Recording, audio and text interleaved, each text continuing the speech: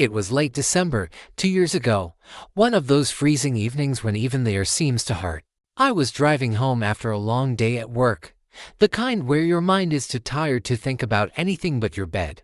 The streets were empty, and the city lights reflected off the wet pavement, blurring into streaks of orange and blue.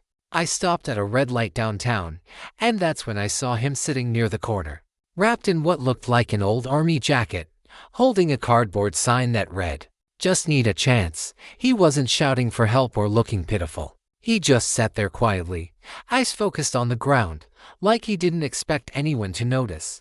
I don't know why, but something about him made me roll down the window.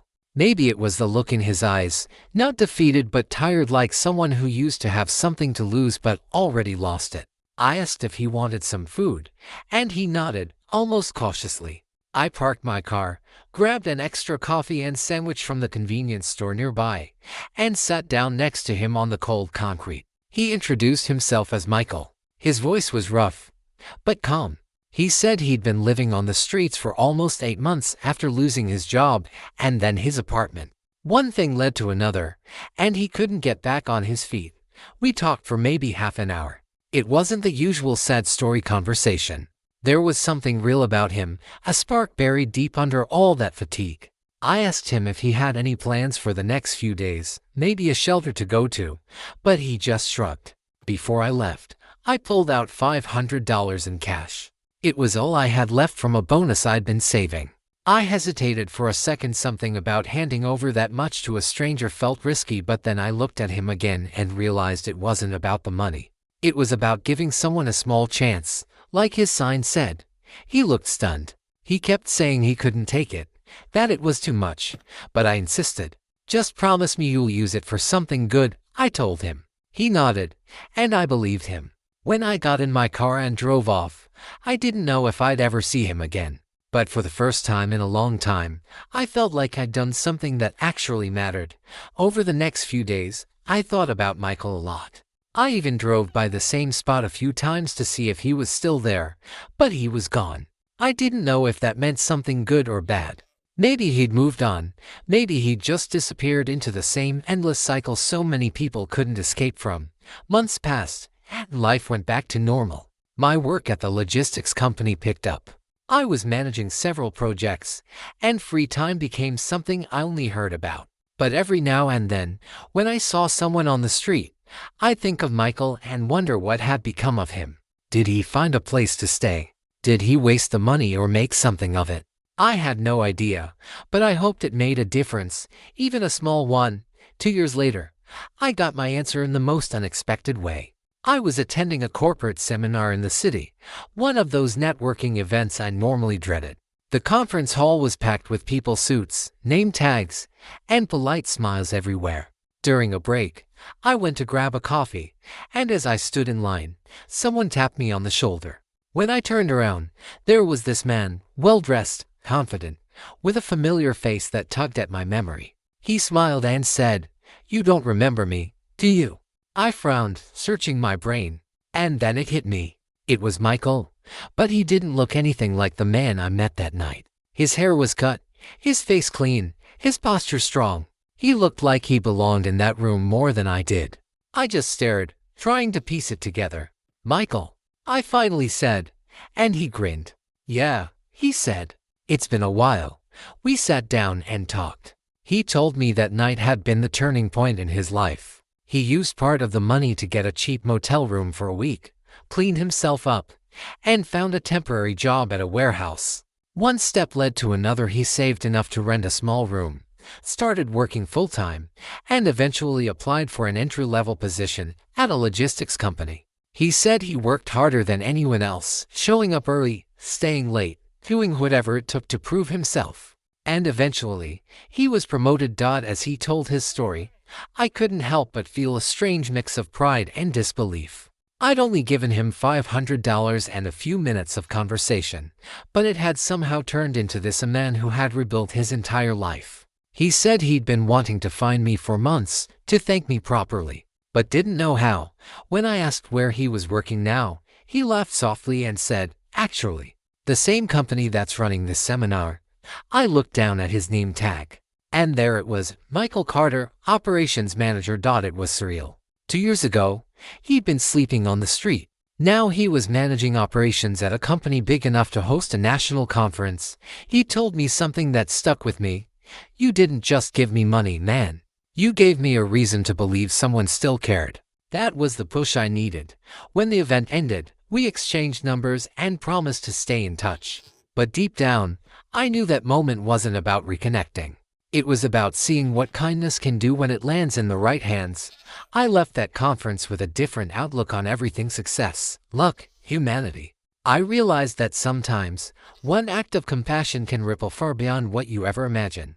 And what happened after that changed my life too, though I didn't know it yet. After that reunion, I couldn't stop thinking about how life had taken such an unexpected turn. It felt almost unreal to see Michael standing there, confident and successful, after remembering how lost he'd been that cold night. Over the next few weeks, we started meeting occasionally for lunch or coffee, and the more I learned about his journey, the more amazed I became. He wasn't just getting by, he was thriving. His discipline was something rare. He'd spent every day since that night building himself up, not just financially, but mentally and emotionally. He told me how he'd gone to therapy, how he'd learned to forgive himself for the bad choices that had led him down that road. He was grateful, yes, but there was no trace of pity or dependence. He carried himself with quiet strength, like someone who had earned every ounce of his new life. During one of our lunches, he told me his company was looking for an external consultant to help streamline their logistics operations. I laughed and said that was literally what I did for a living. He smiled and said, "Then maybe this is the universe paying you back." At first, I thought he was joking, but a week later, I received an email from his company's HR department inviting me to a meeting. Apparently, Michael had personally recommended me. I went in expecting a casual conversation, but it turned out to be a full proposal meeting. They wanted someone to help design a new distribution model, and Michael was the one leading the project. He handled himself like a true professional, focused, sharp, but still humble. It was surreal sitting across from him, knowing how far he'd come. By the end of the week, they offered me the contract. Working with Michael turned out to be one of the most rewarding experiences of my career. He wasn't just capable, he was inspiring. He treated every challenge like it was another chance to prove that no past mistake could define him. We spent long hours together in meetings and field visits, often talking about how unpredictable life could be. Sometimes, late after work, we'd grab dinner and just talk about everything: how small moments can shift your entire future, how both of us were different men now than we had been 2 years ago. But as the months went by, something about Michael began to change. It wasn't bad, not exactly, but there was a shift. The humility that once defined him started to fade, replaced by a kind of restless ambition. He started talking more about climbing higher, about not wanting to stop until he reached the very top. I couldn't blame him. After all, he'd worked hard to get where he was. Still, something about the intensity in his voice unsettled me. One evening, after a long day of negotiations with a client, we went for drinks. He was in a strange mood, energized but distant. He said, "You know what's funny? People think I owe everything to luck or to you, but I don't. I made this happen." I told him I didn't expect credit. I was just proud of him. But he shook his head. "No, you don't get it," he said. "When I was on the streets, I used to think people like you were angels. But now I realize nobody gives you anything without wanting something back." His words hit me harder than I expected. I tried to laugh it off, thinking maybe he was just tired or drunk. But deep down, I knew something had shifted. A few weeks later, while I was consulting at his company's headquarters, I overheard two executives talking in the hallway.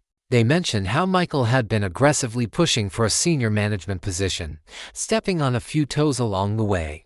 One of them said he'd started taking credit for other people's work to impress the board. I didn't want to believe it, but when I thought about the way he'd been acting lately, it started to make sense. Still, I couldn't just walk away. I felt somehow responsible for him, like I'd played a part in shaping who he'd become, both the good and the bad. So, I decided to talk to him directly. When I asked him about what I'd heard, he didn't deny it. He said, "This world doesn't reward honesty." I spent too long being the nice guy, and it got me nowhere. Now I'm doing what I have to do."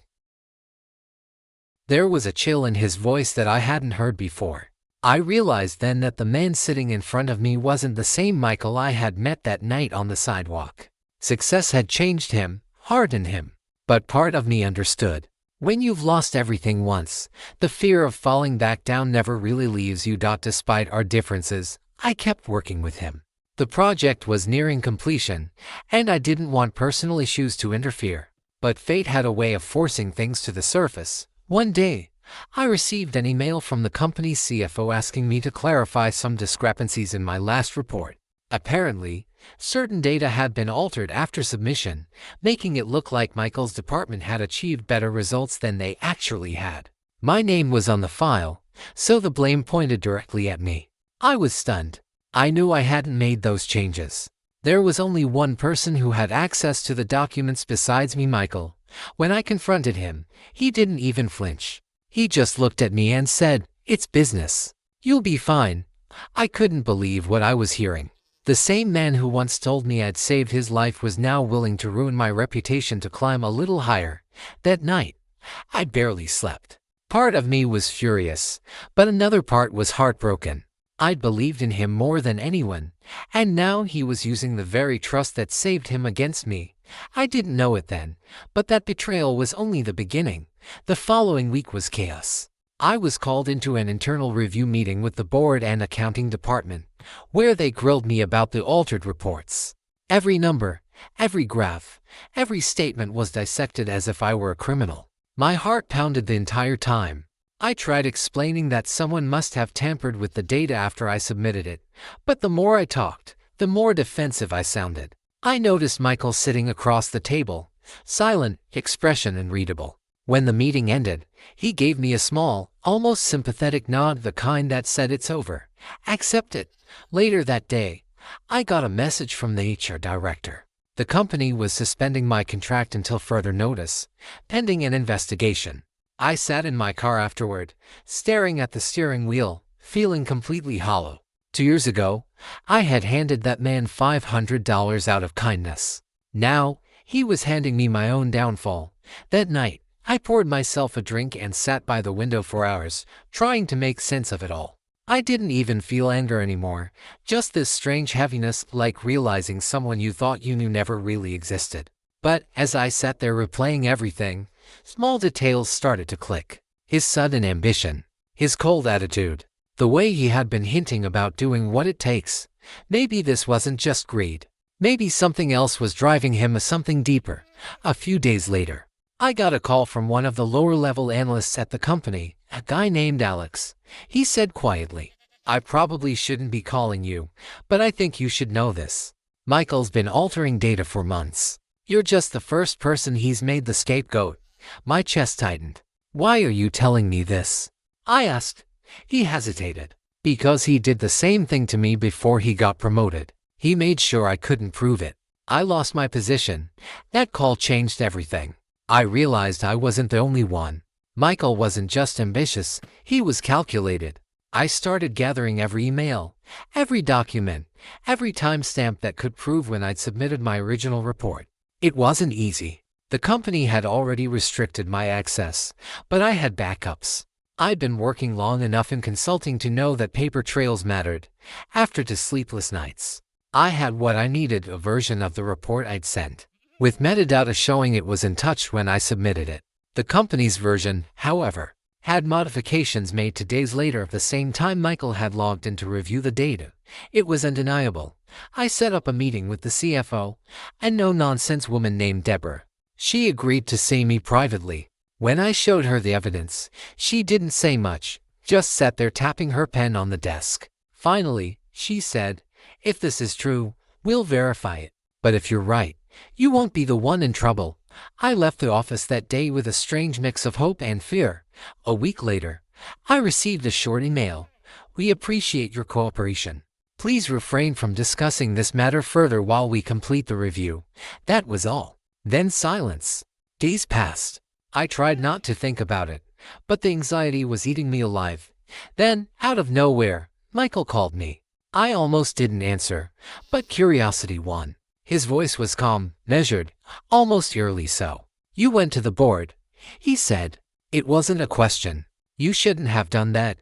I tried to keep my voice steady. "You framed me, Michael." I had no choice. There was a long pause. Then he said something that chilled me. "You think I wanted to do this? You think I enjoyed it? You gave me a chance, yes. But you also reminded me of what I never had. I couldn't live under that shadow forever." And then he hung up. At night, I couldn't sleep. His words kept looping in my mind. I couldn't live under that shadow. What shadow? I had never seen my kindness as something that could hurt him, but maybe it did. Maybe, to him, that moment of help wasn't salvation. Maybe it was humiliation, a reminder that he'd once needed saving. A few days later, everything exploded. News broke that Michael had been terminated for ethical misconduct. An internal memo leaked apparently. The company had found evidence not just of the data tampering but of multiple unauthorized actions he'd taken to manipulate financial performance metrics. It turned out he'd been trying to create artificial success records to fast-track himself into a director position. I should have felt vindicated, but I didn't. Instead, I felt strangely empty. I thought about the man I'd met on the sidewalk, who had looked so lost but still had hope in his eyes. That man was gone. In his place was someone who'd become everything he once despised. 2 weeks later, I received a handwritten letter in the mail. No return address, just my name on the envelope. Inside was a short note, written in shaky handwriting. "You once told me to use what you gave me for something good. I tried, but somewhere along the way, I lost what that meant. I'm sorry for what I did. You deserve better from me. Maybe someday I'll figure out how to be that person again." I read that note over and over. I didn't know if it was guilt, regret, or just an attempt at closure, but something about it felt final. I never saw Michael again after that. Months passed, and my own life started to settle. The company cleared my name and even offered me another contract. But I declined. I needed distance, not just from the job but from the entire ordeal. I took time off, traveled a bit, and thought about how strange it all was, how a single act of kindness had come full circle in such a complicated way. But just when I thought it was all over, life threw one last twist my way. About a year later, I attended a charity event organized by a local nonprofit that helped rehabilitate people coming out of homelessness.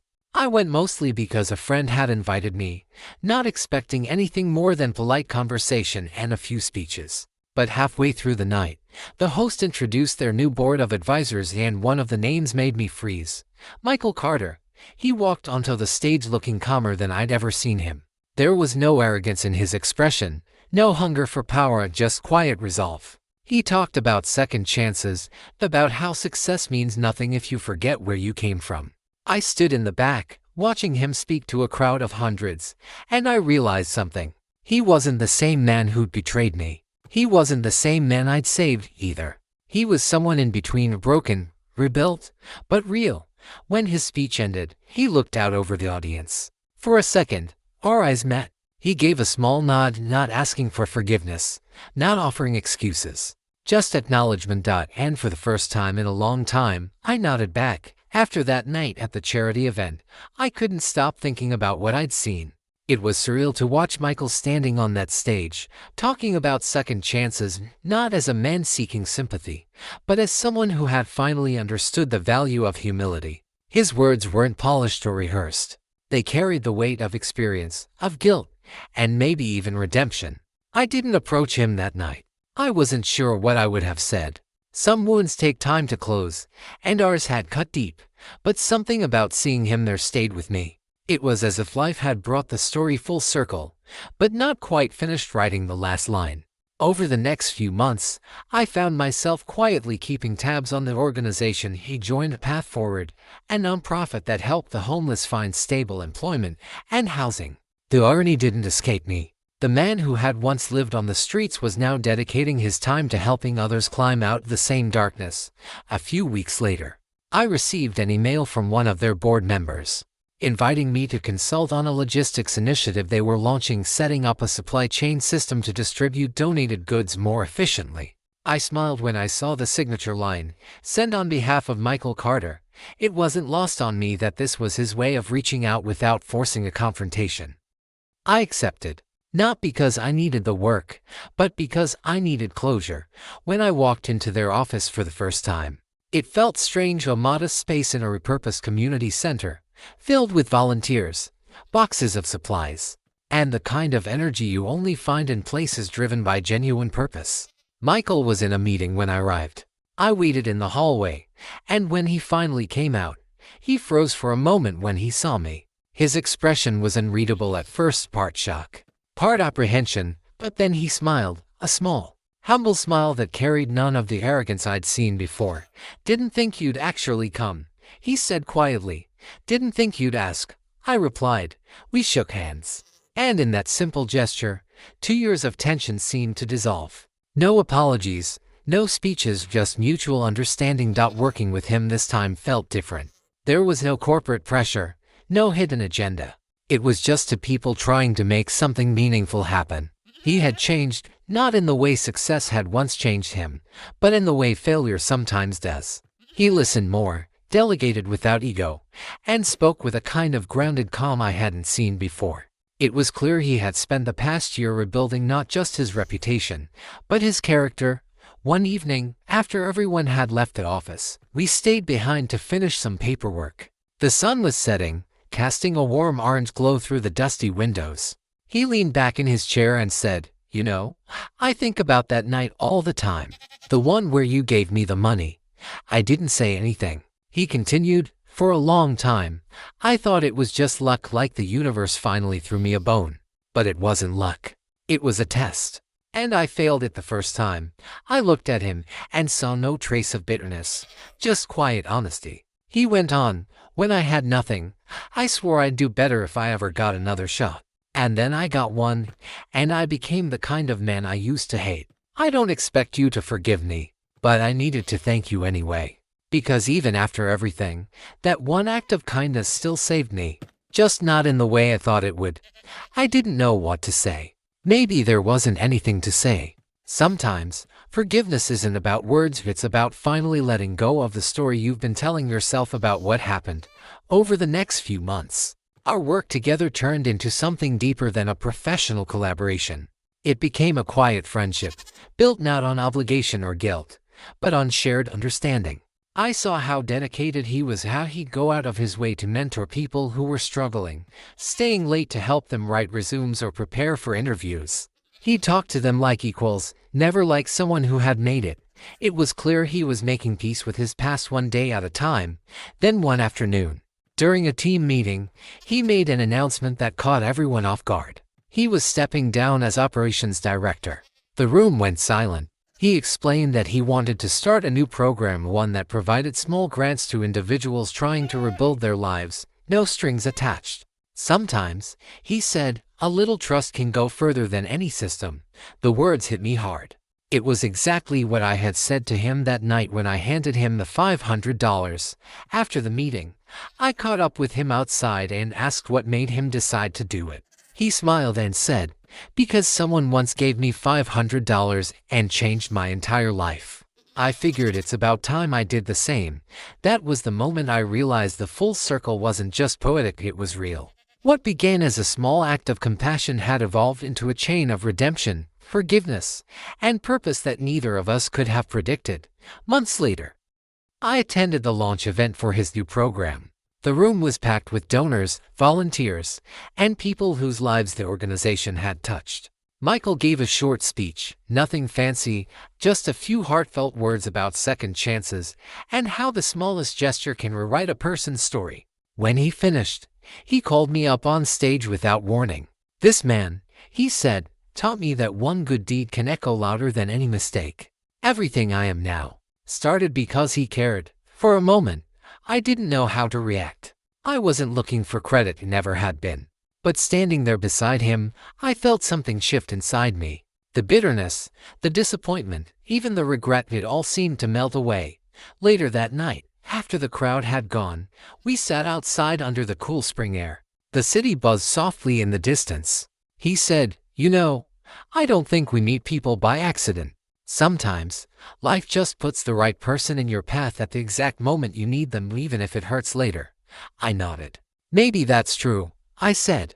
But sometimes, the pain is what makes the story worth it. He smiled.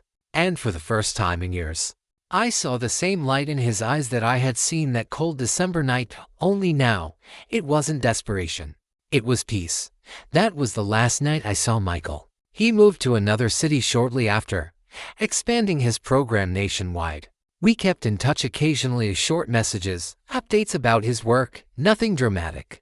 But every now and then, I'd get a photo from him, a smiling face, someone who just gotten a new job, a new apartment, a new chance. Each time, he'd write the same 3 words beneath it. It continues on. And in those moments, I realized the truth, that the real legacy of kindness isn't in what you give, but in what it inspires.